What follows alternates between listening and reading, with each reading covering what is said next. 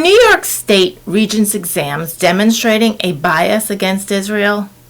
Hello, I'm Amy Zawi with the Jerusalem Connection Red Alert Report for Wednesday, February 22nd. For those of you outside of New York State, the high school system there has a series of Regents exams and milestones students can engage in, and with success they are deemed New York State Regents Scholars upon their high school graduation. Not all New York high school students are required to take Regents courses and exams in order to successfully earn their diploma. It's an added distinction noting a student's scholarship and level of academic rigor experienced during their high school years. I am personally a New York State Regents Scholar and Diploma holder, albeit mine's a few decades old. My own father taught Regents courses at a public high school and administered exams during his career. The Regents exams have been in place in New York State since 1878. You may have noticed that in the last few years I've become increasingly critical of curriculum in our K-12 schools, in addition to my concern over what's happening on college campuses. CRT and other cultural-Marxist agenda items are, among other things, increasingly anti-Semitic and anti-Zionist, inserting a political agenda and leftist narratives into history, geography, and other studies that examine the nature of the world and how we got here. These lenses, under which the Middle East is examined, its history and its happenings, are often riddled with errors and omissions and leave out a comprehensive historical context, even inserting bold inaccuracies. At times, these bits of bias are subtle, and other times they're quite obvious. Reducing the Holocaust study to one paragraph listing Jews far down a list of other minorities and omitting the horrors of centuries of anti-Semitism in the land, while lumping all Jews into the label of white privileged oppressor, is a malpractice of education. Courses teach that Israel was only founded as a result of the Holocaust, and only Jews and Zionists benefit from the establishment of modern Israel. Today I share with you some tangible truths about what narratives and biases are seeping into coursework and exams.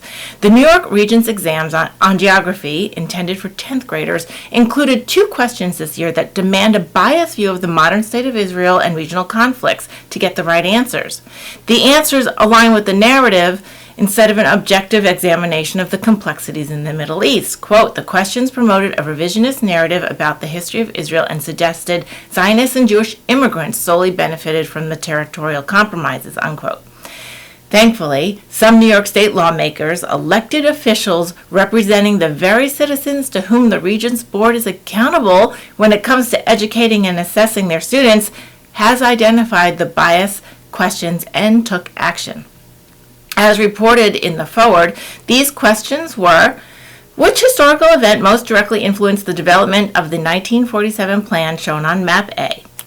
The answer deemed correct on the test attributes the establishment of Israel's only to the horrors of the Holocaust. This is inaccurate, lawmakers say, because the modern Zionist movement began in the mid-19th century based on the belief that the Jews have the right to return to their ancestral homeland with self-determination. Another question about the changes in territorial control between 1947 and 2017 suggested that the various territorial compromises in Arab-Israeli conflict include the peace treaties with Egypt and Jordan have primarily benefited Zionists and Jewish immigrants. Why are these questions and answers students are taught to choose to score test points bias? The first lacks any context of Jewish experiences in Europe over the centuries, and particularly the century before the Holocaust. It ignores any Jewish history as a whole as far as their origin in the Middle East, the diaspora, preservation of their religion, culture, etc. The latter question is just horrifying. The entire world benefits from the existence of modern Israel and its contribution to stability in the region, security, innovation, counterterrorism, even democracy as a concept in the area. The intended answer has the premise that Jews in the region are occupying colonialists and that they are new to the land and do not provide any benefit for the people around them. This is the ultimate narrative of the left and the ultimate lie about who Israel is and all its inhabitants, including Arab Israelis, Jews, and more. Jews in Israel provided the innovation and advancement to make the desert bloom after 75 years of hard work and constant defense under the national banner of Israel. Keep in mind the Jewish return to the land since the 1800s and early 1900s brought prosperity to an otherwise desolate landscape, and that the land acquisition was done with completely legal and documented real estate transactions. All this information is left out of lesson plans and test questions. According to the representatives opposing these questions, which do go to the Department of Education and through a rigorous vetting process, the lack of any semblance of context seem to be pushing a revisionist narrative and have no place on a test or curriculum that aims to teach history to children. The test is literally teaching a perspective on Israel, Jews, and Zionists that is unflattering and categorically incorrect and incomplete.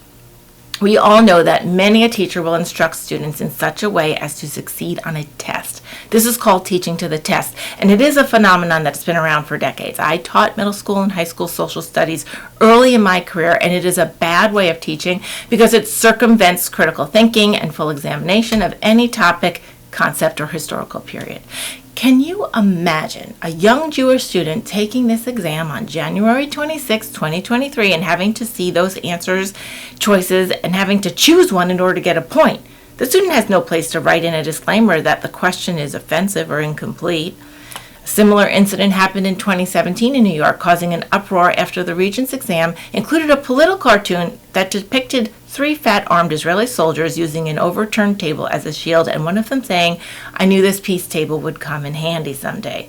The education has apologized for that one. In addition to this group of state senators' letter, members of the New York Republican congressional delegation, led by Mike Lawler from the Hudson Valley region, issued a similar letter to the New York State governor earlier this month, calling the exam questions blatantly anti-Semitic and an attack on New York's Jewish community.